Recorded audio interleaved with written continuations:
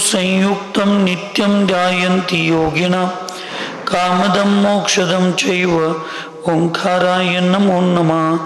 अविरल शब्दगणौघ प्रक्षालित सकल भूतल कलंका मुनिविरूपासीत तीर्थ सरस्वती हरुतो नो दुरितम् अज्ञानतिमिरां दाणां ज्ञानाञ्जनशलाकयां चक्षुरुन्मीलितं येन तस्मै श्री गुरुवे नमः।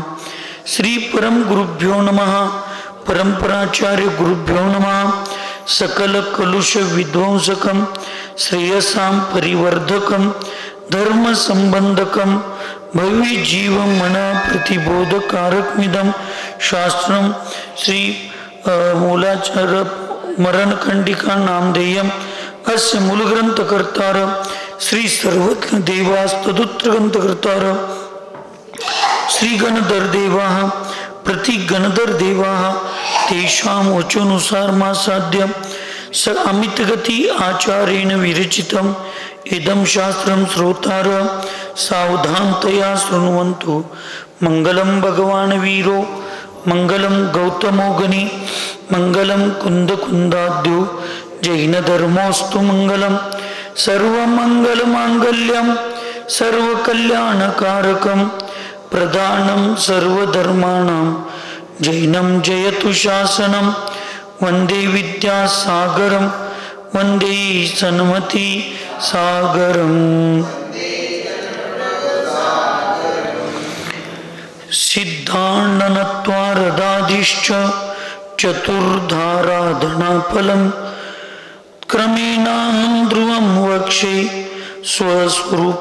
स्वरूपोपलब्धे।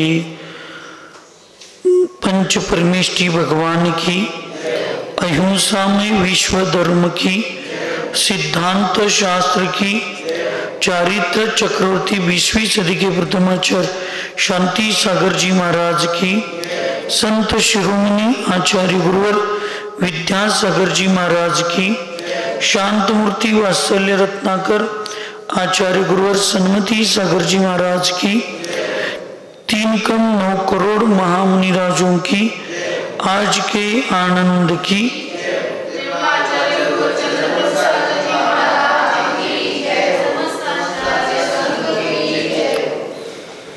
आचार्य भगवंत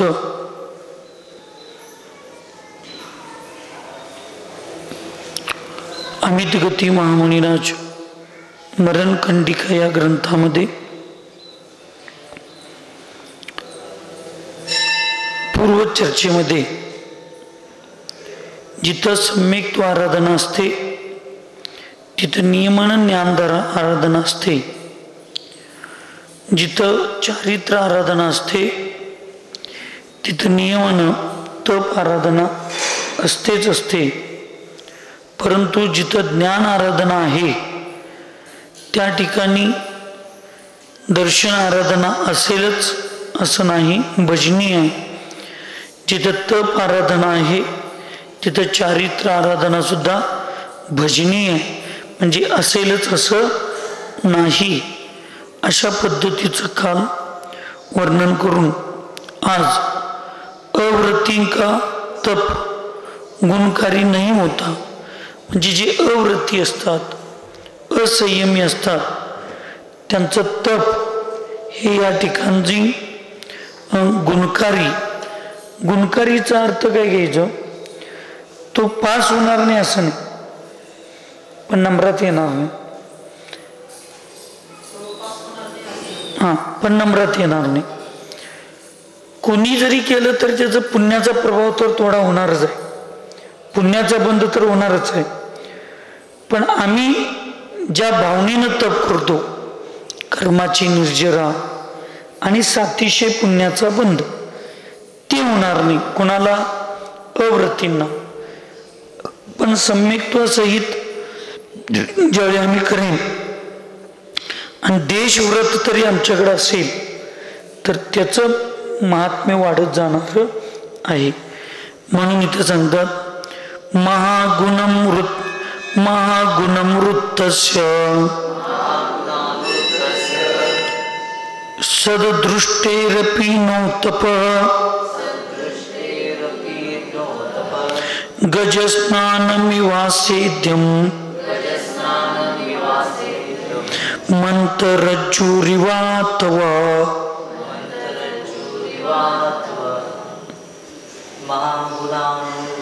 गुण आहे काय? गुण आहे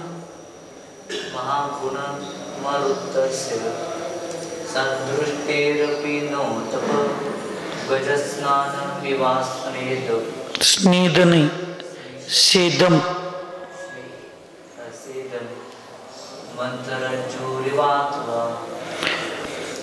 अविरति सम्यक दृष्टि का तप भी महाउपकारी नहीं होता। मग सांगितले उपकारी नहीं असं नहीं, महाउपकारी नहीं होता। उसका वह तप हाथी के स्नान सदृश या मथानी की रस्सी के सदृश होता है। त्याचं तप कसं असतं तर हातीसारखं, हाती स्नान, गजस्नान, जे आंघोळ करणार आणि बैर येणार आणि अंगावर राड उडवून घेणार। आपलं पण सगळ्यांचं तसंच चालू आहे।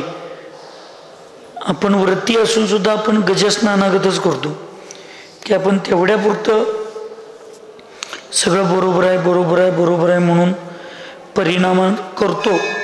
पण आणि असे काही प्रसंग येतात किंवा कर्माचे उदय येतात किंवा निमित्त भेटतात, आपण परत राग द्वेष आणि ईर्ष्या मत्सर तिरस्कार करत बसतो, तर ते योग्य नाही। म्हणून अविरती सम्यक दृष्टी हा जो जीव आहे त्या जीवाचं जे तप आहे ते तप महान उपकारी असत नाही। उपकारी तर होणार आहे। बघा मिथ्यादृष्टी जीवाला सुद्धा एखादं तप केला तर त्याला सुद्धा पंचेंद्रिय संबंधीचं सुख देणारं किंवा थोडं का होईना उपकार करणारं पुण्य लागतच असते। 100% निष्फळ कधी सुद्धा धर्मक्रिया, दान, भगवंतांची पूजा कुठं वाया जात नाही। पण एक सिद्धांत लक्षात ठेवायचं, मी मागे सांगितलं की नाही मला माहित नाही, जी क्रिया भूतकाळातील पापकर्माच्या निर्जरेला आणि भविष्यासाठी सातिशय पुण्याच्या बंधाला निमित्त ठरते तीच क्रिया सम्यक्त्व क्रिया असू शकते। म्हणजे एका वेळेला दोन कार्य घडले पाहिजेत। एक तर कार्य आहे ती भूतकाळातील कर्माची निर्जरा पाप कर्माची, आणि दुसरं कार्य आहे भविष्यातील सातिशय पुण्य। सातिशयचा अर्थ काय की जे पुण्य आम्हाला मोक्ष मार्गासाठी, रत्नत्रयासाठी, देवशास्त्र गुरूंच्या आराधनेसाठी, दर्शन ज्ञान चारित्र्य तप आराधनेसाठी संयोगी बनू शकतं, त्याला म्हणायचं सातिशय पुण्य। सातिशय पुण्याचा अर्थ जादू टोनाचं पुण्य नव्हे, कुठं हात लावीन तिथं सोनं होईल याला सातिशय म्हणायचं नाही। सातिशय म्हणजे जे खरं रत्न आहे, सम्यक दर्शन, सम्यक ज्ञान, सम्यक चारित्र्य, याच्या संबंधी आम्हाला जे पुण्य उपयोगाला पडेल त्या पुण्याला काय म्हणायचं असतं, सातिशय पुण्य असं म्हणायचं असतं। ह्या दोन क्रिया जिथं घडतात तिथंच वास्तविक सम्यक्त्व क्रिया मांडलेली आहे।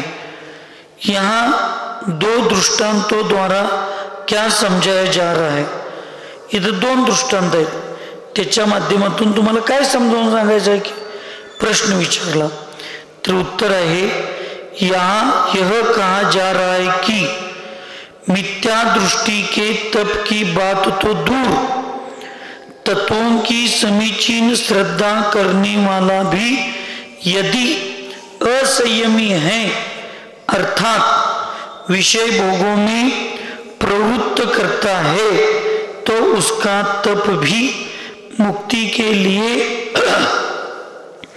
अधिक उपकारी नहीं है। या ठिकाणी आचार्य बघून बघा आता, अमित गती आचार्य किती श्रेष्ठ आचार्य. अमित गती आचार्यांनी किती सरळ सोप्या भाषेत मरणकंडिकासारख्या ग्रंथात सांगतात की अव्रतीचं केलेलं तप, मिथ्यादृष्टी तर सोडून द्या, सम्यक दृष्टी आहे सम्यक दृष्टी, आणि सम्यक दृष्टीचं सुद्धा तप जो सम्यक दृष्टी तत्वांच्यावर समीचीन श्रद्धा करतो. काय करतो? तत्वावर समीचीन श्रद्धा आहे त्याची.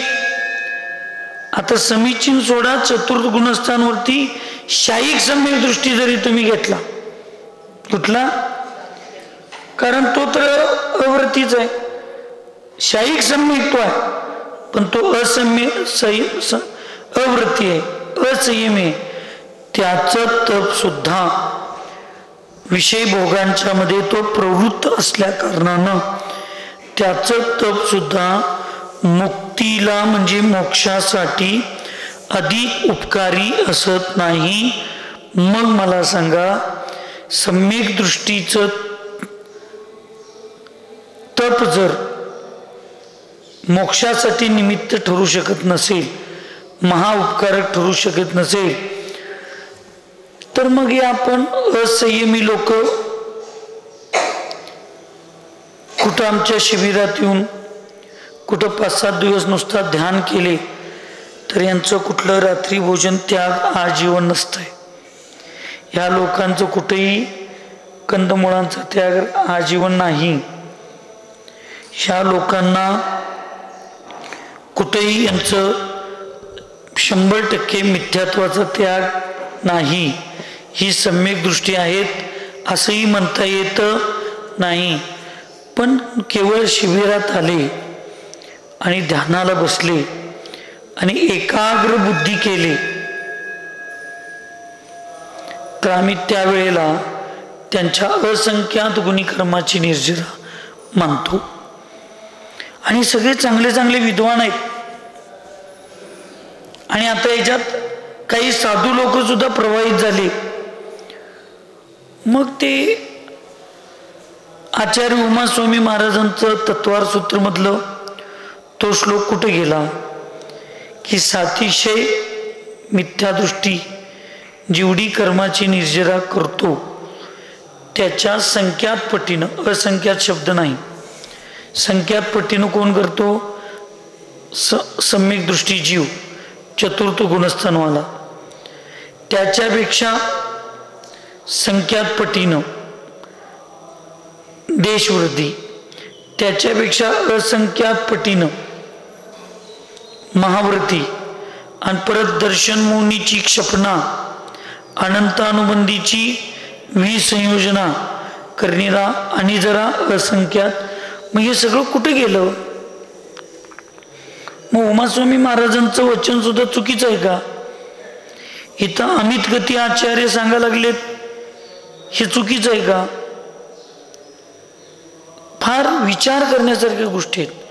आणि पूर्व आचार्यांचे वचन सुद्धा आम्ही जर विचारात गांभीर्यात न घेता मग आम्ही जे ठरवलोय किंवा आम्हाला 5-25 वर्षापूर्वी 50 वर्षामध्ये आमच्या गुरूंनी सांगितलंय तेच खरं आहे असं जर आम्ही म्हणलो तर त्या क्षणाला आगमाचे, शास्त्राचे, गाथा, सूत्र सगळं दाखवून सुद्धा आम्ही आमचंच खरं म्हणत बसलो तर त्या समयापासून तो जीव मिथ्यादृष्टी होतो असं आचार्यांनी सांगितलं.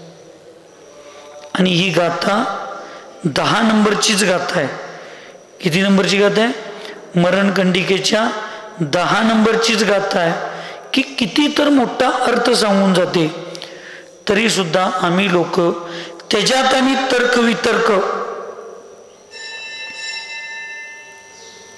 त्याच्यात आणि काय करतो आम्ही? म्हणजे एखादी गोष्ट आचार्यांनी आपल्या गुरूंनी सांगितली तर त्याच्यात पण मला ती योग्य वाटत नाही म्हणून मी ते करणार नाही. म्हणजे कधी कधी आपले गुरु आचार्य हे लोकांना चुकीचं शिकवतात, लोकांना चुकीचं सांगतात. एवढं जर आपल्याला मानसिक आपलं वैचारिक पातळी होत असेल आणि मग मी म्हणतोय तेच माझं खरं आहे असेल तर मग त्याला काय. मेजर कॅप्टन असतो, तो 2-3 सैनिकांना, आपल्या शोल्जरांना, जवानांना घेऊन चालत असतो आणि जात असताना बोलत गप्पा मारत चाललेत आणि त्यावेळी अचानक एकदम ते सोल्जर ओरडतात. म्हणजे ते इंग्लिशमध्ये त्यांची काय ऑर्डर असेल ते, सगळीजण खाली झोपा. सगळीजण झोपतात. एकटा असतो तो थोडा अतिशहाणा असतो, स्वतःच्या बुद्धीला तो सगळ्यांच्या पेक्षा श्रेष्ठ समजत असतो. म्हणजे आपल्या कॅप्टनपेक्षा सुद्धा मी फार हुशार आहे असं त्याला वाटत असतं. आणि तो म्हणतो, विचार करतो, हे तर कोण पुढे शत्रूच दिसत नाहीत, काय सांगते त्यांनी, चेष्टा करत असतील म्हणून तो झोपत नाही. बाकीचे सगळे झोपतात. मागल्या बाजूनं गोळी येते, शत्रू पक्षाची लागते आणि मरते. आपली बुद्धी, जवानांची बुद्धी फक्त समोरून येणाऱ्या, डोळ्यानं दिसणाऱ्या फक्त शत्रूकडे असते. पण जे कॅप्टन असतात त्या कॅप्टनांना चारी बाजूच्या शत्रूंचा आभास असतो, अभ्यास असतो. त्यामुळं पूर्व आचार्यांनी, गुरूंनी, आपल्या मार्गदर्शनांनी सांगितलेल्यापेक्षा स्वतःची बुद्धी जर जास्त लावली तर मग अशा लोकांचं फार मोठं भविष्यात कल्याण आणि सुख होतंय असं होत नाही.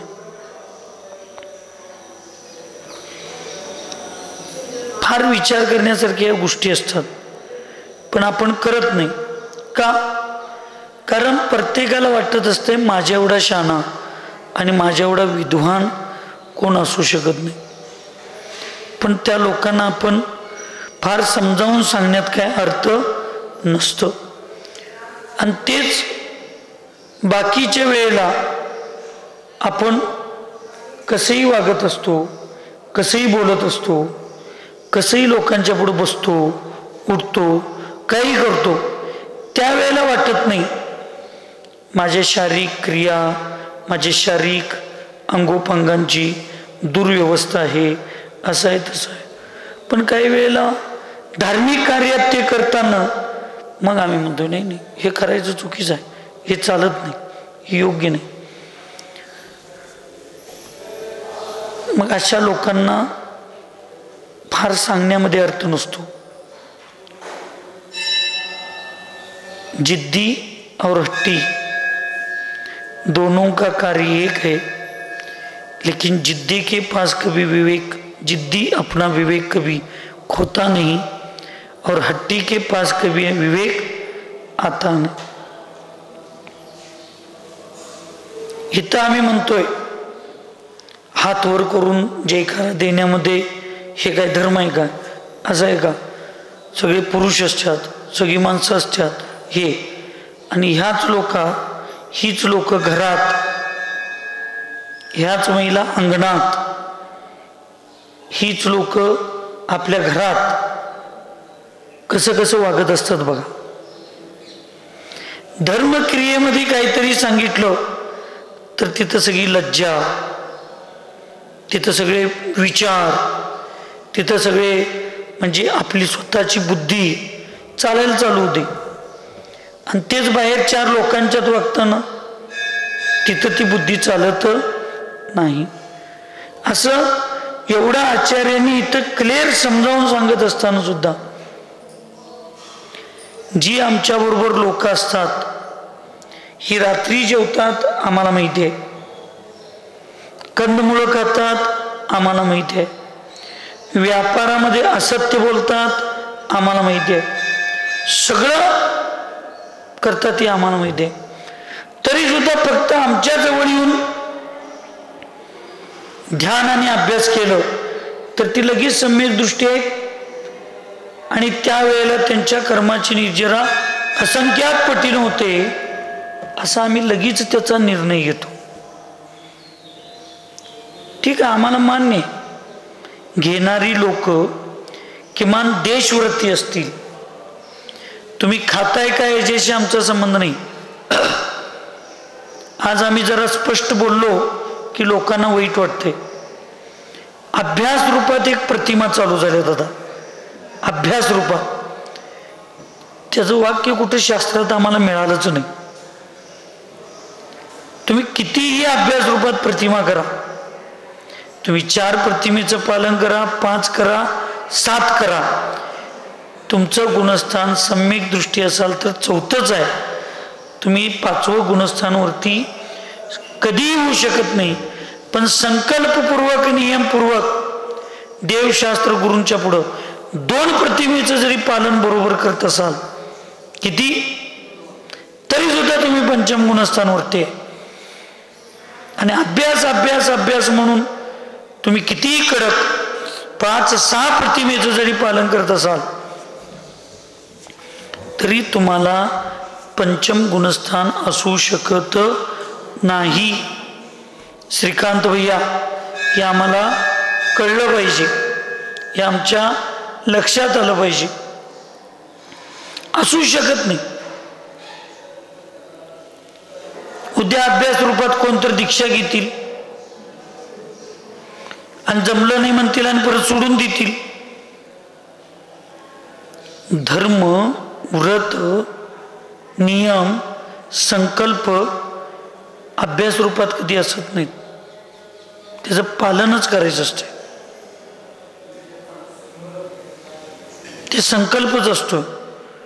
तुम्ही लोकांना न सांगता तुम्हाला जमतंय काय बघण्यासाठी तुम्ही पालन करा, पण सांगताना साधूंना, जगाला कधीही सांगू नका मी अभ्यास रूपात माझ्या प्रतिमेचं पालन करतोय. कारण जर उद्या तुम्हाला ते नाही जमलं म्हणून तुम्ही सोडला तर प्रतिमा होती आणि न सोडली, ही व्रतात भ्रष्ट आहेत. व्रताचा जिनधर्माची अप्रभावना होते. जिनधर्माची ती अप्रभावना आहे. आणि तुम्ही समजा एखाद्या वेळेला काय तर मग तुमचं काही नियम नाही याचा अभ्यास रूपात तुम्ही करायला लागलाय, पण एखादं काय तर करायला गेला, खाल्ला, मग लोक काय म्हणणार, प्रतिमा आहेत आणि हे कसं काय खायला लागल्यात, प्रतिमा आहेत आणि असं कसं वागायला लागल्यात, प्रतिमा आहेत आणि बसमध्ये कसं खात्यात, प्रतिमा आहेत आणि रेल्वेत कसं जेवत्यात, प्रतिमा आहेत म्हणे असं कसं करतात. मग त्यावेळेला आम्ही म्हणायचो नाही नाही, माझा अभ्यास रूपात प्रतिमा होत्या, माझं काही खरं कर नव्हत्या. मग आजपर्यंत आम्ही ज्यांना खरं कर म्हणून सांगितलो त्यांच्यासमोर काय. म्हणून तुम्हाला ज्यांना प्रतिमेचं पालन करायचं आहे त्यांनी अभ्यास करायचा आहे, त्यांनी न बोलता अभ्यास करायचं. कोणालाही 4 लोकांच्यात सांगायचं नाही. आम्ही बघतोय चौक्यात मी 5-50 लोकांच्या मध्ये सांगतात नाही अभ्यास रूपात माझी प्रतिमाच आहे, अभ्यास रूपात. अरे अभ्यास रूपात प्रतिमा कशी असते की पूर्वी होतं पोरग घरात रडते म्हणून बालवाडीत नेऊन बसवायचं, पण हजेरी पत्रकात त्याचं नाव नसायचं. खरं आहे का भाई, खोटं आहे? तुम्ही शाळेत शिकवत होता तेव्हा 1ली, 2री, 3रीला ते पोरग घरात रडते म्हणून बाई बसू दे की कोपऱ्यात, काय बिघडतंय. हा, पण हजेरी पत्रिकेत त्याचं नाव असायचं, त्याला परीक्षेत बसायला परवानगी होती, त्याला सर्टिफिकेट. ती किती सगळ्यांच्या पेक्षा जरी त्याची प्रश्नपत्रिका 100 जरी मार्क मिळली तरी त्याला सर्टिफिकेट मिळत. हा नाही, खरं आहे का खोटं आहे? खरं.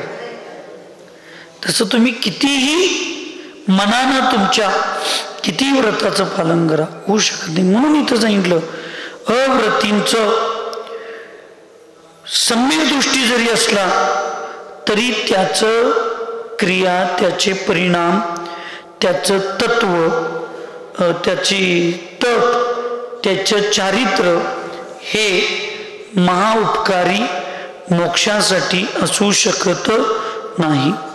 जैसे हाथी स्नान करके अपने गीले शरीर पर अपनी ही सूंड द्वारा धूल डालकर बहुत अधिक नवीन मल का संचय कर लेता है। हाती जो असतो आंघोळ करतो आणि आपल्याच ओल्या सोंडाच्या माध्यमातून तिथं असणारा कचरा, माती, धूळ परत काय करतो, आपल्याच अंगावर टाकून घेतो आणि नवीन मल संचित करतो, म्हणजे गोळा करतो। उसी प्रकार वह तप द्वारा जितनी निर्जरा करता है, असंयम द्वारा उससे अधिक कर्मबंध करता रहता है। दूसरे दृष्टांत द्वारा यह दर्शाया गया है कि बंध सहित निर्जरा मोक्ष के लिए कार्यकारी नहीं है। मस्त।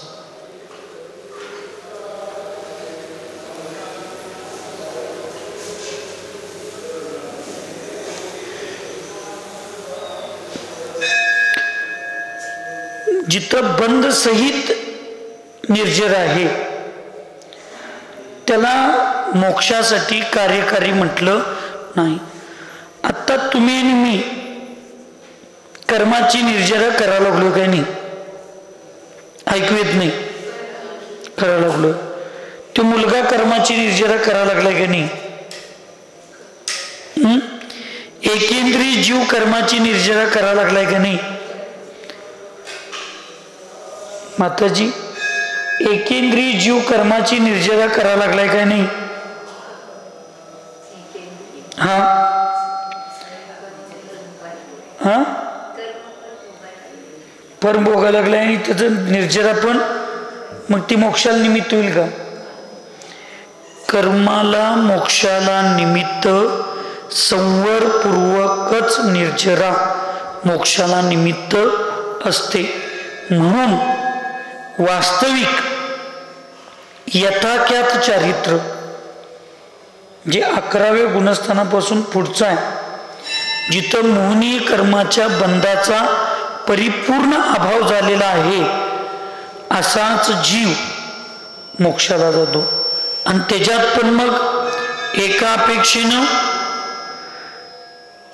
उपशम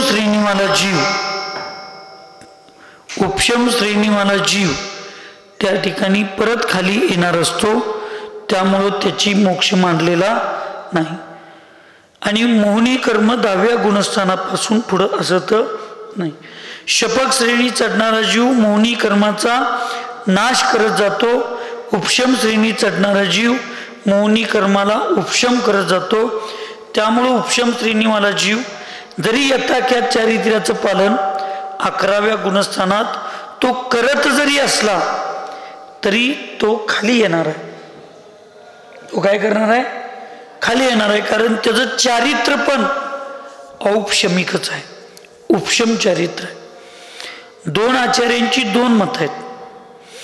यती वृषभाचार्यांचं एक मत आहे आणि वीरसेन आचार्यांचं एक मत आहे। एक आचार्य म्हणतात 7व्या गुणस्थानापर्यंतचं चारित्र्य शौपशमिक असतं आणि 8व्यापासून 11व्या गुणस्थानापर्यंत उपशम चारित्र्य असतं, असं एक आचार्य म्हणतात। यातले एक आचार्य म्हणतात 10व्या गुणस्थानापर्यंतचं चारित्र्य शायोपशमिक असतं, फक्त 11व्या गुणस्थानातलं उपशम चारित्र्य असतं। आणि उपशम चारित्र्य आणि शायोपशमिक चारित्र्या सहित कधीही कर्माची निर्जरा होणार नाही। म्हणून शाईक सम्यक दृष्टी जो जीव असतो, जो शपक श्रेणी चढत असतो, तो नवीन कर्माचा तर बंद करत नाही आणि जुन्या कर्माची निर्जरा मुळासकट तो करायला लागलेला आहे।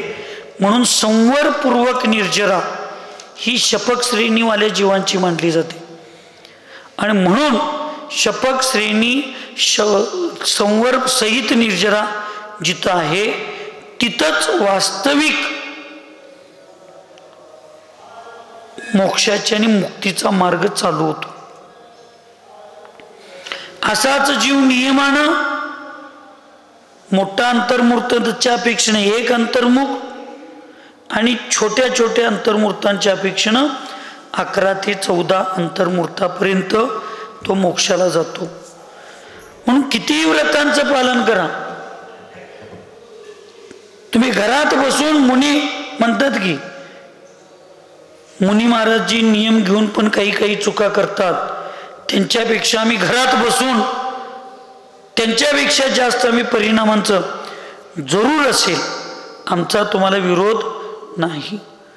तुम्ही मुनींच्या पेक्षा घरात बसून एकासन पक्क करत असाल, तुम्ही शुद्ध खात असाल, कधी कधी श्रावकांच्या मायाचारी किंवा असंयमी किंवा परिस्थितीच्या आहारी जाऊन कधी कधी माहीत नसताना सुद्धा साधूंना काही वेळेला परिपूर्ण शुद्ध आहार मिळत नसेल, सगळं तुम्ही करून खाताय, त्यामुळं 100% शुद्ध तुम्ही खाताय, ह्या गोष्टीला आमचा विरोध नाही. पण किती जरी करून बसला तर नाही. नरेंद्र मोदीचा कोट घातला म्हणून कोण पंतप्रधान होत नाही, त्याला शपथविधी ग्रहण करावी लागते. नरेंद्र मोदीजींच्या पेक्षा माझा बुद्ध्यांश जास्त आहे म्हणून मला कुठलाही अधिकार निर्णय घेण्याचा नाही, कारण माझी शपथविधी नाही. नरेंद्र मोदींना मार्गदर्शन करणारे त्यांचे PA सल्लागार त्यांच्यापेक्षा बुद्धिवान असतात, म्हणून त्यांच्या सहीनं कुठलाही कायदा पास होत नाही, त्याला शपथविधी घ्यावी लागते. तसं तुम्ही किती व्रतांचं पालन करा, आचरण करा, काही करा, पण तुमचा संकल्प नसेल, नियम नसेल तर तुम्ही अव्रतीच असणार आहे. तुम्ही देशव्रती किंवा महाव्रती असू शकत नाही. आणि देशव्रती आणि महाव्रती सोडून अन्य जीवांचा कधीही असंख्यात गुणी कर्म निर्जरा होऊ शकत नाही. म्हणून इथं सांगितलं मिथ्यादृष्टी तर फार लांबची गोष्ट आहे, सम्यक दृष्टी सुद्धा आहे, त्याची तत्वांच्यावर समीचीन श्रद्धा आहे, पण ती श्रद्धा असणारा सम्यक दृष्टी जीवाचं तप सुद्धा त्या ठिकाणी फार मोक्ष मार्गासाठी मुक्तीसाठी उपकारी असू शकत नाही. याचा अर्थ अपकारी आहे असा पण म्हणणार नाही. ठीक आहे, गावाला पाणी पुरवठा करणारी पाण्याची टाकी एक एक थेंब पाण्यानं कधी तर 1000-2000 वर्षांनं भरेल. मग ती भरल्यानंतर मग पाणी प्यायला चालू करा. थोडक्यात तुम्ही आम्ही जिवंत राहणार आहे. याचा अर्थ तू एक एक थेंब पाणी पडा लागले त्यानं टाकी भरणार नाही का? भरणार आहे, पण त्याला फार कालावधी. पण आत्ता तहान लागलेल्या किंवा आणि 8-10 दिवसानंतर पाणी प्यायला पाहिजे म्हणणाऱ्या लोकांना हे पडलेलं ही थेंब थेंब पाणी उपयोगाला पडणार आहे का? आम्ही म्हणत नाही पाण्याने टाकी भरणार नाही, पण ती टाकी भरूपर्यंत आम्ही असणार आहे का? तसं निकट भव्य आणि दूर भव्य ह्या 2 लोकांना हे पुण्य उपयोगाला येणार नाही. दूरानुदूर भव्य जीवाला यदा कदाचित ह्या सम्यक्त्वासहित अव्रतासहित केलेलं तप उपयोगाला येईल. पण म्हणून इथं उपकारी नाही म्हणलं नाही, महाउपकारी नाही, हे आम्ही स्वीकारलं पाहिजे. पण आता आम्ही साक्षातच महाउपकार मानत बसलोय, होऊ शकत नाही. म्हणून केवळ ज्ञानाला निमित्त काय आहे? साक्षात निमित्त विभूती काय आहे? केवळ ज्ञानासाठी साक्षात निमित्त काय आहे?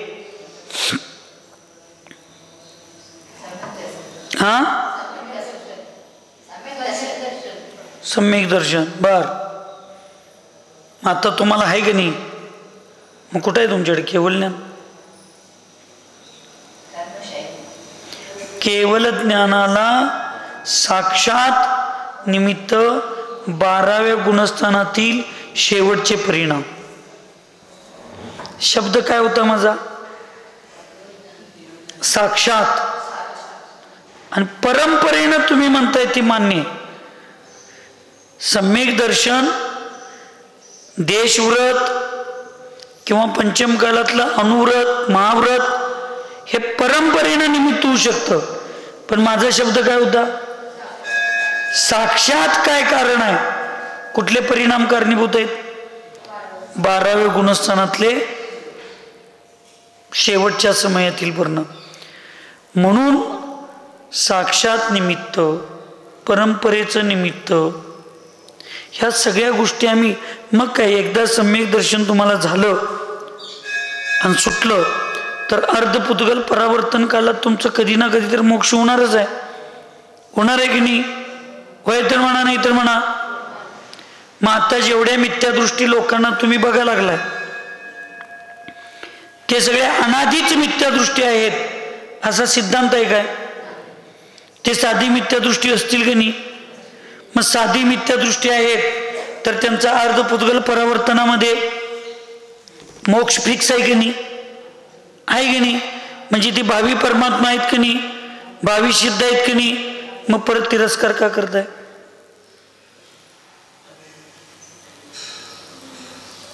माताजी, फार महत्वाचा सिद्धांत आहे. हे कोण तुम्हाला सांगितलं नसतील, याचा अर्थ मला लय येते असं म्हणायचं नाही. साधी मिथ्यादृष्टी जीव आहे. मी चंद्रपूर सागर महाराजजी साधी मिथ्यादृष्टी जीव, तुम्ही सम्यक दृष्टी जीव. मग मला कधी ना कधीतरी एकदा सम्यक दर्शन प्राप्त होऊन सुटले की नाही? मग मला एकदा सम्यक दर्शन प्राप्त झालंय याचा अर्थ माझा अर्धपुद्गल परावर्तनामधला मोक्ष फिक्स आहे का नाही? म्हणजे मी भावी परमात्मा आहे की नाही? भावी सिद्धात्मा आहे की नाही? मग आज मी मिथ्यादृष्टी आहे पण भविष्यात मी होणार आहे की नाही?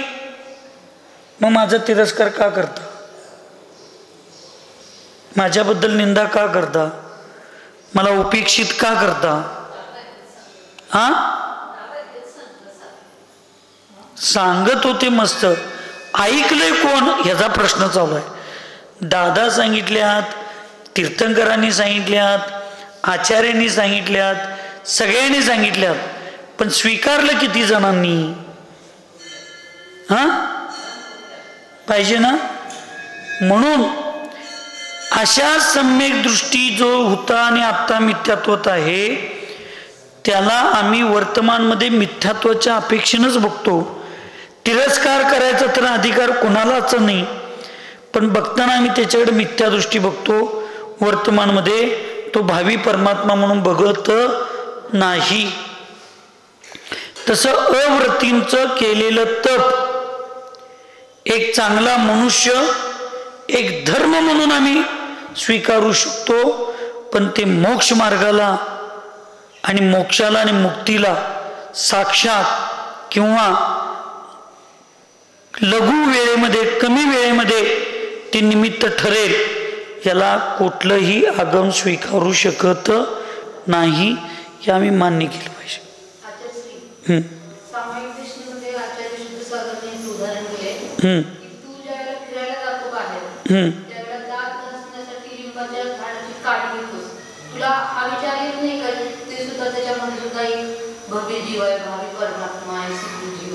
असणार की, असायलाच पाहिजे. विचार करणाऱ्यांना मग, म्हणून तर आपल्यासारख्यांना आम्ही काय म्हणतोय, गवतावर पाय का ठेवायचे नाही महाराजांनी? त्याच्यात जीव आहे म्हणून. त्याच्यात जीव आहे आणि त्याला मारायचं नाही ही करुणा तर मिथ्यादृष्टीत पण आहे. त्याला वेदना होऊ नयेत ही भावना तर एखाद्या अज्ञानी जीवात पण असू शकते, पण तो सुद्धा भावी परमात्मा असू शकतो, म्हणून त्याच्यावर पाय ठेवायचं नाही. ह्या विनयाच्या दृष्टिकोनातून आपल्या सर्वांना, महावृत्तींना आणि देशवृत्तींना स्थावर कायिक आणि त्रसकायिक जीवांची हिंसा होऊ नये, करायचं नाही. याचं कारण ते भावी परमात्म्याच्या रूपामध्येच करायचं नाही. पण आपण काय सांगतोय सगळ्यांना उदाहरण देताना, त्या जीवांची घात करायचं नाही. उठायचं प्रत्येक ठिकाणी नुसता अहिंसा अहिंसा अहिंसा. तुमच्या आणि माझ्यापेक्षा चांगली अहिंसा हिंदू लोक सुद्धा पाळतात काही ठिकाणी. पण केवळ एकच निमित्त आहे का? पाणी गाळून पिण्याचं केवळ निमित्त एकच आहे का? गवतावर पाय न देण्याचं निमित्त फक्त एकच अहिंसा आहे का? तर त्याच्यातला भावी परमात्मा आम्हाला दिसतो म्हणून आम्ही त्याला पारत नाही, त्याची हिंसा करत नाही. ही उदाहरण आपण सांगितलं पाहिजे.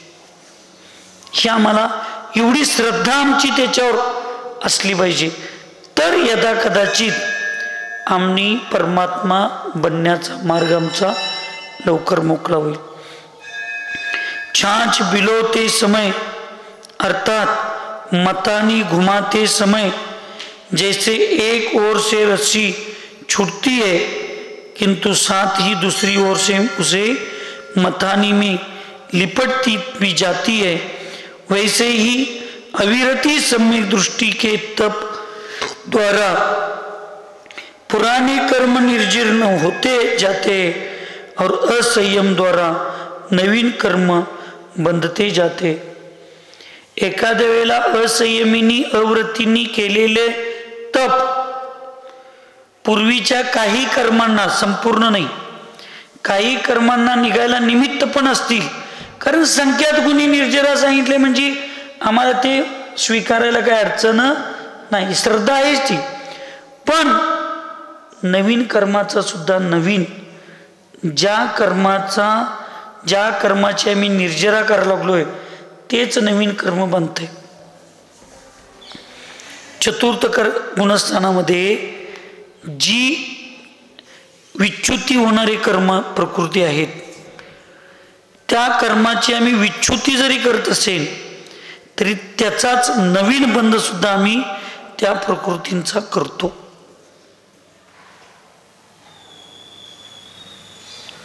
आपण पूर्वीच्या काही अप्रत्याख्यानावरून कशांची निर्जरा होत असेल, पण त्यावेळी नवीन बांधताना सुद्धा आम्ही काय बांधायला लागलोय? अप्रत्याख्यानावरून बांधायला लागलोय, प्रत्याख्यानावरून बांधायला लागलोय, संज्वलन बांधायला लागलोय. मग पूर्वीच्या काही गोष्टींची निर्जरा होत असेल पण नवीन त्याचाच बंद व्हायला लागलेला आहे. म्हणून त्या ठिकाणी निर्जरा आणि बंध एकाच वेळेला व्हायला लागलेत. म्हणून ते आम्हाला, इथं मी मध्ये बसलोय, वीरसागर महाराजांचं मला कर्ज द्यायचं आहे, इथं सरळ सागरांच्याकडं पैसे घ्यायला लागलोय, वीरसागरांना द्यायला लागलोय, यांच्याकडं उसणं घ्यायला लागलोय, यांचं द्यायला लागलोय. अपेक्षेनं वीरसागरांच्या कर्जातून मी मुक्त झालो,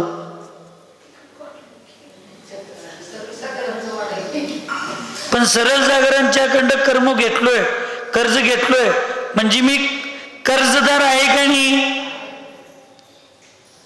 माझ्या मनाचं फक्त एक पान माझं फाटलंय, वीरसागर महाराज, हे एक पान फाटलं माझं, पण तिथं दुसरं पान लिहिले की नाही? आणि जास्त आहे, कारण एजंट घेतलो म्हणजे यांनी काय फुकट दिलं नाहीत मला, काहीतरी 1% घेणारच घे तुम्ही, सावकार आहे म्हटल्यावर घेणार काय फुकट देणार? हा, 1% तर त्यांनी घेणार. आणि लईच करुणा दया, शास्त्र वाचताय, अभ्यास करताय म्हणून लईच करुणा दया असेल तर बिनव्याजी दिच्छिला, परंतु आहे तेवढं तर कर्ज माझं शिल्लक आहे की नाही? त्यामुळं त्या ठिकाणी या गोष्टींचा विचार आपण करायला पाहिजे. म्हणून आचार्यांनी इथं सांगितलं, तुमच्या तत्वकर्म तपामुळं काही अपेक्षेनं कर्माची निर्जरा होत असू शकेल, परंतु असंयम भावनेमुळं नवीन कर्माचा सुद्धा बंध त्या ठिकाणी व्हायला लागलेला आहे, ही गोष्ट आम्हाला विसरून चालणार नाही, म्हणून ते महाउपकारक नाही असं आचार्यांनी सांगितलं. संक्षेप से आराधना के अन्य प्रकार. आराधने चरित्रस्य सर्वस्याराधनाथवा शेषस्याराधना वाचा चारित्राराधना पुनः. आराधने चरित्रस्य सर्वस्याराधनाथवा शेषस्याराधना वाचा चारित्राराधना पुनः.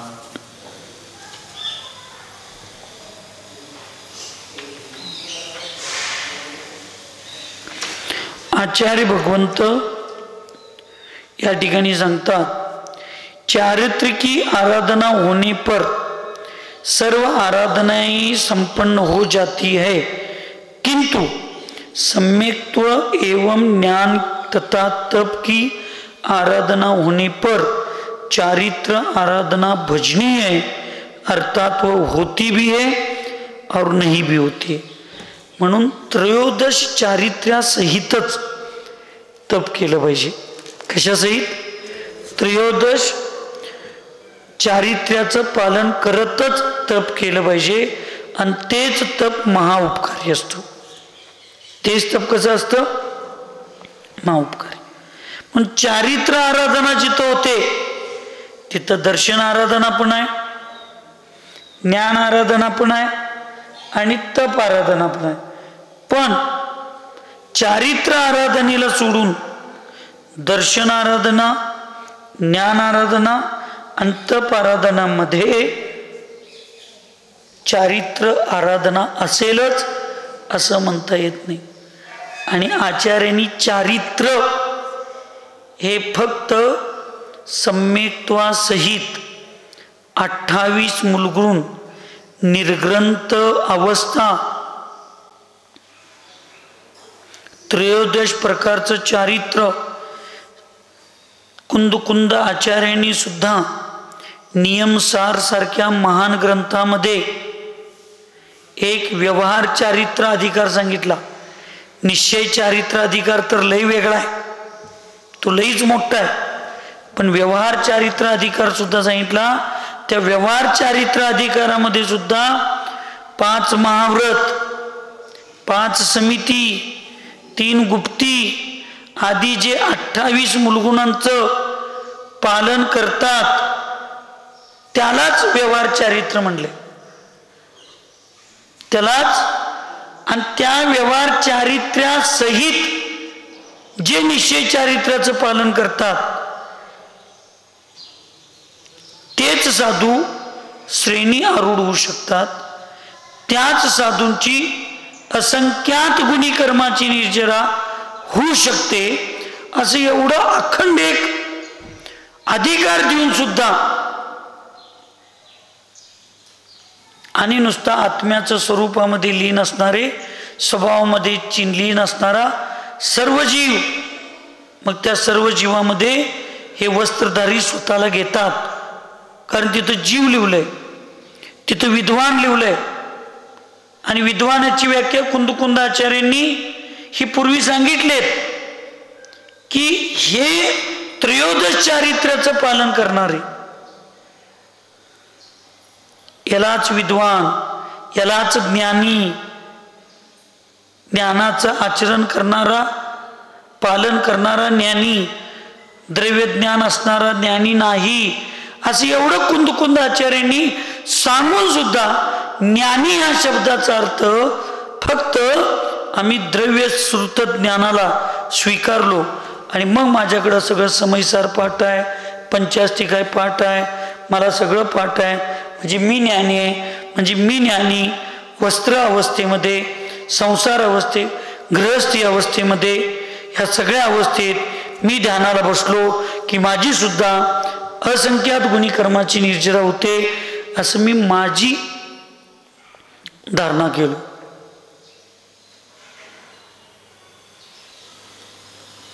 तुम्हाला तुमच्या घरामध्ये तुमचे आई वडील, तुमचे आजोबा, वा माझ्या कोथळीचा राजा, वा माझ्या कोथळीचा राजा म्हणून लई माया करतात. तुमची आजा आजी तुम्हाला कोथळीचा राजा म्हणून बोलवतात, म्हणून तुम्ही चावडीचो नाही मी कोथळीचा राजा आहे, चला सगळी बाहेर. काय चेअरमन बरोबर आहे की नाही? कुठलं तुम्ही सरपंच बोरगाव आहे, बाहेर वा. काल डेप्युटी सरपंच झाले पाटील. कोण? कुठले पाटील? तुम्ही डेप्युटी सरपंच, बाहेर वा. का? मला आमचा आजोबा म्हणतात तू कोथळीचा राजा आहेस, म्हणजे मीच कोथळीचा राजा आहे, चला सगळे बाहेर इथनं. लोक कळणार सुद्धा नाहीत कुणीकडं मारा लागले ती. म्हणजे कुठली एक सुद्धा जागा शिल्लक राहणार नाही सुजलेली. तसं कुठं तर माझं मन म्हणतंय तू असंख्यात गुणी कर्माची निर्जरा करणारा ज्ञानी आहेस, ज्ञानी आहेस. अरे तू म्हणून काय करायचं? धर्म म्हणायला पाहिजे.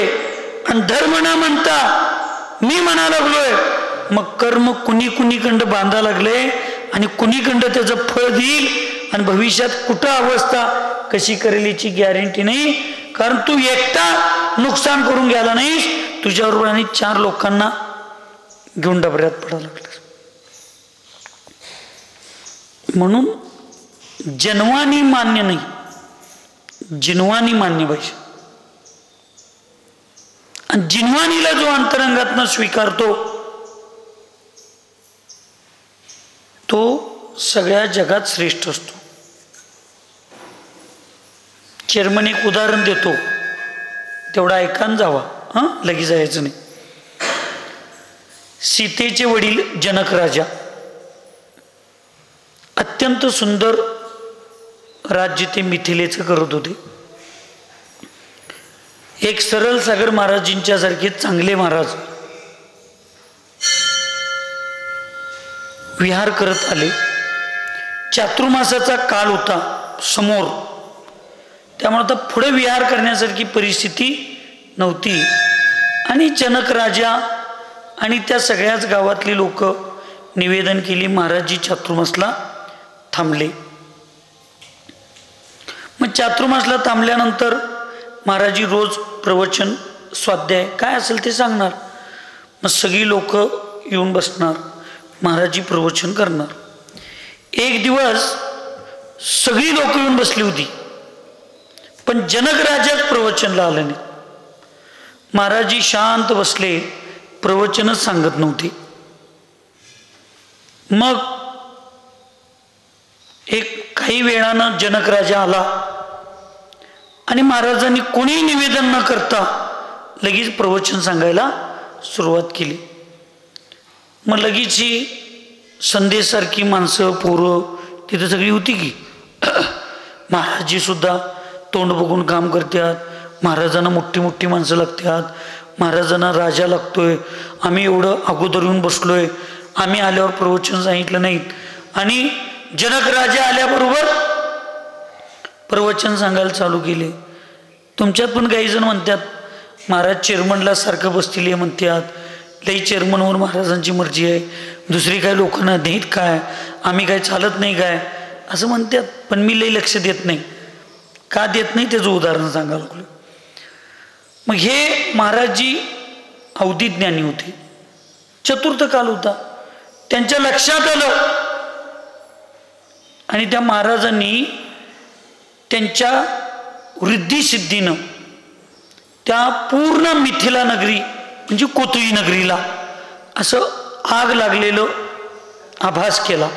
सगळीकडं बाहेर दंगा चालू झाला. कोथळीत आग लागली, कोथळीत आग लागली, कोथळीत आग लागली. सगळी लोक पळून गेली त्या मंडपातनं, प्रवचनाच्या जागेवरनं. फक्त दोघंच बसली. कोण कोण? महाराज आणि जनक राजा. महाराज प्रवचन सांगायला लागलेत, ती एकटाच ऐकत बसला. सगळं एक काही वेळानं बघितले आणि परत लोक येऊन बसली. तर जनक राजा शांत हात जोडून डोळं झाकून प्रवचन ऐकत बसला होता. त्यावेळी काही जनक राजाला लोकांनी विचारलं, अहो तुमच्या राजमहालाला आग लागली म्हणून चर्चा होती, सगळं तुम्ही गेला ना, इथंच बसला ऐकत. त्यावेळी जनक राजाने एक फार चांगलं उत्तर दिलं. ते उत्तर तुम्हाला कळलं की मग मला परत कुठली प्रश्न उत्तर द्यायची गरज नाही. त्या जनक राजानं उत्तर दिला, जे माझं आहे, जे माझं आहे त्याला कोणीही जाळू शकत नाही, कोणीही हिसकावून घेऊ शकत नाही, ते माझ्याकडून कोणीही काढून घेऊ शकत नाही. आणि जे काढून घेण्यासारखं आहे, जे जळण्यासारखं आहे, ते माझं कधी असूच शकत नाही. त्यामुळे माझं कोण घेऊ शकत नाही. आणि मी कितीही प्रयत्न केलो तर जे माझं नाही ते माझं कधी होऊ शकत नाही. हे महाराजांच्या स्वाध्याय प्रवचनातून मी काही दिवस समजून घेतलोय. त्यामुळं ती पुद्गल विटांनी दगडांनी बनलेलं राजमहल ते माझं कसं होऊ शकेल? आणि ते माझं असेल तर ते जळणारच नाही. मग सगळ्या प्रजेला कळलं की जनक राजा आल्यानंतरच महाराज प्रवचन का करत होते, तर महाराजांनी ओळखलं होतं मी किती जरी घसा फोडून सांगितलो तर हे ऐकून आचरणात आणणारा एकटाच माणूस पुढे आहे. त्यामुळे बाकीच्यांना सांगून काय फायदा आहे. तसं मी काय सांगितलं तरी चेअरमन ऐकत्यात याचा मला पूर्ण विश्वास आहे, म्हणून मी चेअरमनला सारखं सांगतोय. बाकीच्यांना लय सांगत बसत नाही. तसं विभूतही सांगितली, दादा हे सारखं सांगत होते, दादा मस्त सारखं सांगत होते, पण ऐकलो किती जण, आम्ही स्वीकारलो किती जण, आम्ही आमच्या मनातलं राग द्वेष ईर्ष्या मत्सर तिरस्कार काढलं किती जण. तुम्हाला सांगितलं की नाही दादा, तेच मला पण सांगितलं, पण ते सांगितल्यावर मला समजायला श्रवण बेळगोळचं कर्मकांड वाचल्यावर समजलं. आणि ते आचरणात यायला नेमावर मध्ये मी पाद मुलात गेलो आचार्यशींच्या, त्यावेळी मला जरा जरा आचरणात आणलो. याचा अर्थ मी अजून सगळंच मला कळलंय, पण सगळंच मी तसं वागतोय असं नाही. पण समजावून घेऊन निदान मी चुकतोय, माझं चुकतंय, मला असं करायला नको आहे, एवढं तरी आम्हाला समजलं पाहिजे. तर नक्की आज नाही उद्या भगवान के घर में देर है अंधेर नाही. आम्ही आज ना उद्या नक्की आमच्यात बदल होईल. याचा अर्थ गुरुजी पुढल्या भावाचा विचार आपल्याला करायचा, ह्या भावाचाच विचार आपल्याला करायचा. नाहीतर तुम्ही आणि माझ्या शब्दाचा छळ कपट करचिला शकुनी मामागत की तुम्ही सांगितलंय की देर आहे अंधेर नाही. शकुनी मामा म्हटल्यावर चेअरमन का असला बाबा?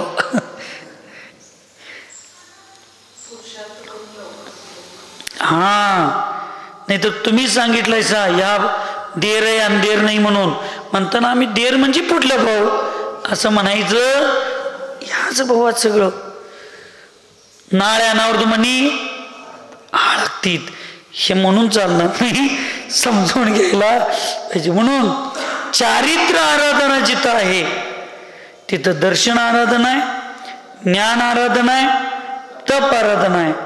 पण जिथं चारित्र्य आराधना नाही, जिथं दर्शन ज्ञान आणि तप आराधना आहे, तिथं चारित्र्य असेलच असं नाही, भजनी आहे.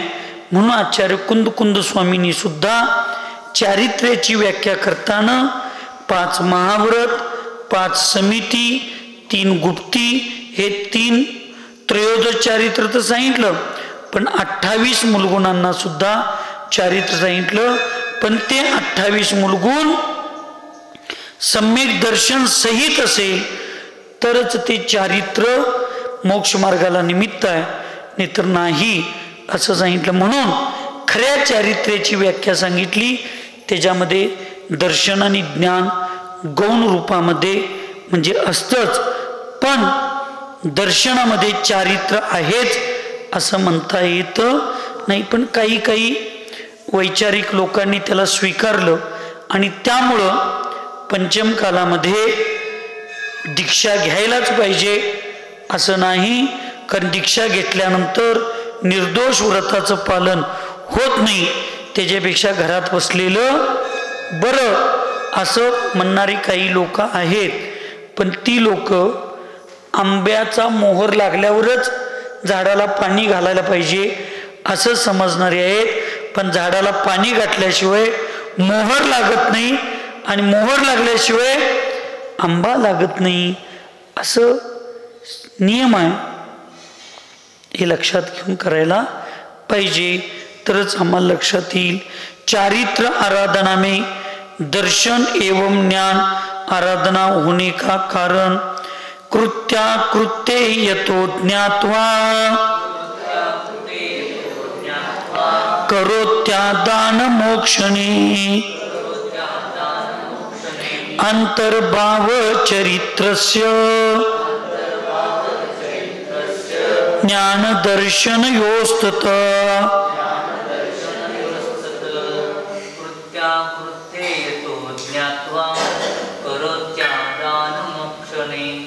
अंतर्भाव चरित्रस्य ज्ञान दर्शन योस्तत. कृत्या कृत्ये म्हणजे कृती अकृती, यतो ज्ञात्वा जर जाणायचं असेल तर करोती आदान मोक्षणे म्हणजे काय मला ग्रहण करायला पाहिजे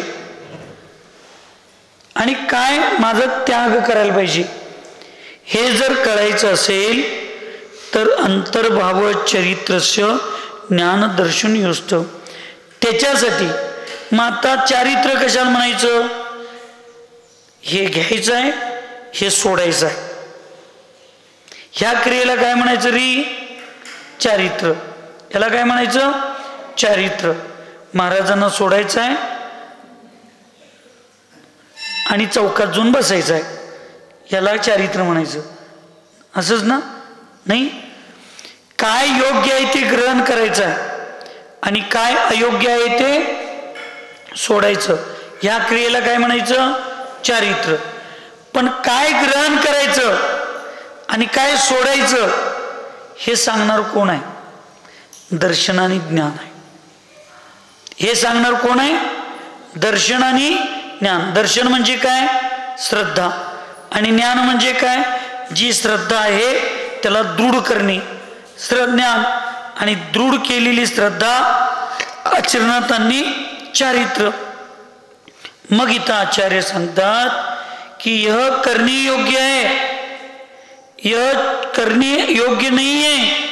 इस प्रकार जानकर ही यह जीव ग्रहण और त्याग करता है. इसलिए चारित्र की आराधना में ज्ञान एवं दर्शन की आराधना का अंतर्भाव होता है. म्हणून चारित्र आराधनेमध्ये ज्ञान आणि दर्शन आहेच आहे, असतंयच. कारण काय ग्रहण करायचं आणि काय सोडायचं हे कळल्याशिवाय चारित्र्याचं पालन होतं नाही.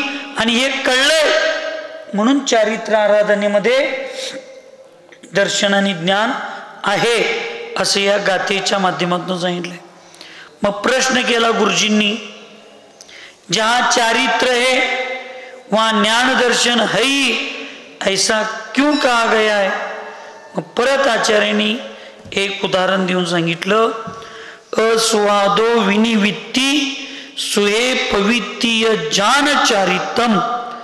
अर्थात संसार के कारणभूत आश्रव तथा बंध के हेतु रूप अशुभ परिणामों का त्याग और मन वचन कैसे संवर निर्जरा के हेतु रूप व्रत समिति गुप्ती धर्म अनुप्रेक्षा तथा परिचय जय और तप को अंगीकार करने का नाम चारित्र है. काय काय सांगितलं? बंध आणि आश्रवाला निमित्त, संसाराला निमित्त कोण आहे? आश्रव आणि बंध. आणि आश्रव आणि बंधाला निमित्त काय? अशुभ परिणाम. त्याचा त्याग केलं आणि मन वचन काही नाही. ऐकायला का झोपालाय? मन वचन काही नाही. संवर निर्जरा. संवर म्हणजे काय? नवीन येणाऱ्या कर्माला थांबवणे. निर्जरा म्हणजे काय? जुन्या आलेल्या कर्माला काढणे. संवर आणि निर्जरेला हेतुरूप काय आहे? तर व्रत, समिती, गुप्ती. व्रत म्हणजे अहिंसा महाव्रत, सत्य महाव्रत, अचौर्य महाव्रत, ब्रह्मचर्य महाव्रत, अपरिग्रह महाव्रत. समिती इरिया समिती, भाषा समिती, येष्णा समिती, आदान निक्षेपण समिती आणि उत्सर्ग समिती. गुप्ती मनोगुप्ती, वचनगुप्ती, कायगुप्ती. धर्म उत्तम, क्षमा, मार्दव, अर्जव आदि 10 धर्म. अनुप्रेक्षा 12 भावना. तथा परिचय जय, परिचय और विजय और तप को अंगीकार करने का नाम चारित्र है. ये ढास चौथी की ढास ते काय? परिचय. काय ते ढास चौथी त्याला काय कशात येते? परिचय येते की नाही? मग ते सण केल्याशिवाय चारित्र्य येते काय? होय तर नाही तर सांगा की. बिन सहन करता चारित्र होते ना. मग काय करायला पाहिजे? ते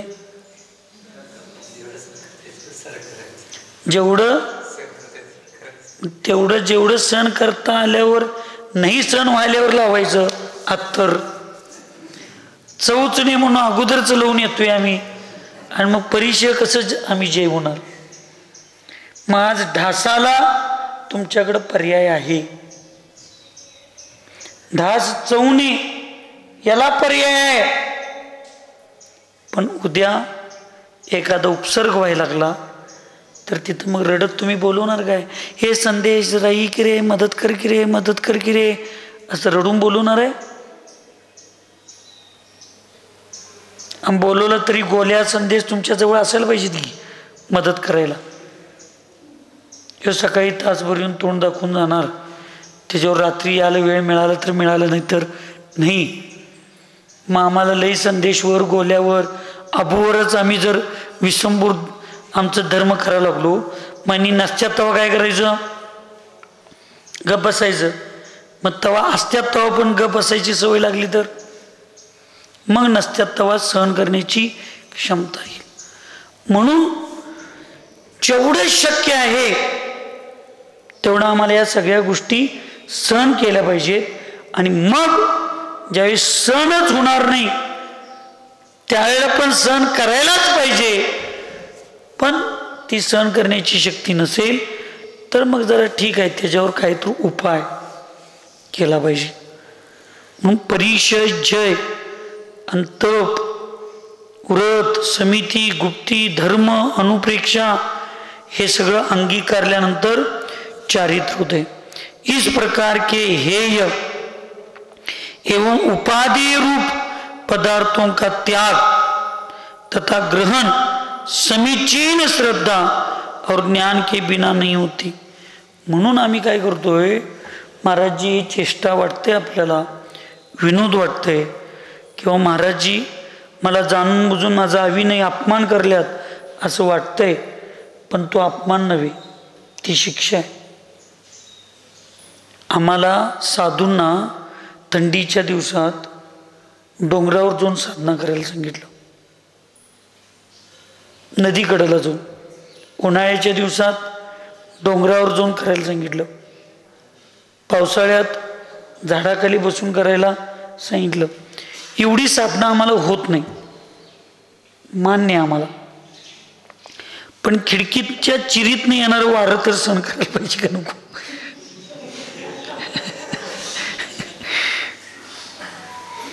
खिडकीच्या चिरीतनं, मी म्हणतोय खिडकीतनं नव्हा, तुमचा काहीतरी गैरसमज व्हायला लागलाय. खिडकीतनं नव्हा, खिडकी झाका, पण त्या खिडकीची झाकल्यावर फट असते की फट, त्या फटीतनं वारं येतंय ते तर सहन करायला पाहिजे की नको. त्याला पण आम्ही पेपर घालून बंद करायला लागलो. तर मग पुढं आम्हाला थंडीच्या दिवसात विहार करत असताना, थंडीच्या दिवसात विहार करत असताना जे लागणारं वारं आहे ते वारं आम्हाला ताप, सर्दी, कणकण आणायला निमित्त ठरेल. कारण आम्हाला एवढं सुद्धा सहन करण्याची आमच्याकडे काही नाही क्षमता नाही. मग मोठं सहन कसं करणार आम्ही? म्हणून ह्या गोष्टी किती विकल्पात आपण जायचं, किती अर्थरौद्रध्यान आपण करून घ्यायचं, किती आपल्या परिचयाला उपसर्गाला आपण टाळण्याचा प्रयत्न करायचा. हे जे कुठं तर सीमा असते, सीमा तेवढं तर आपल्याला सहन करण्याची क्षमता आमच्यामध्ये असणं फार गरजेचं आहे.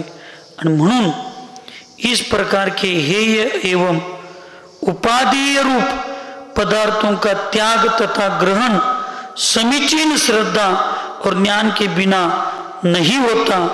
इसलिए यहाँ कहा गया है कि जहाँ चारित्र है वहाँ ज्ञान तथा दर्शन होते ही है.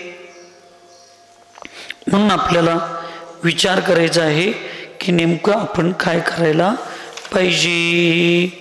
या सगळ्या गुणांचं पालन पुरुषार्थ रूपानं तुम्हाला आम्हाला करण्याची क्षमता येऊ दे. एवढीच मंगलमय भावना या ठिकाणी करतो. सुखी रहे सब जीव जगत में, कोई कभी न घबरावे, वैर पाप अभिमान छोड़ जग, नित्य नहीं मंगल गावे. ओम नमः. सबको क्षमा, सबसे क्षमा.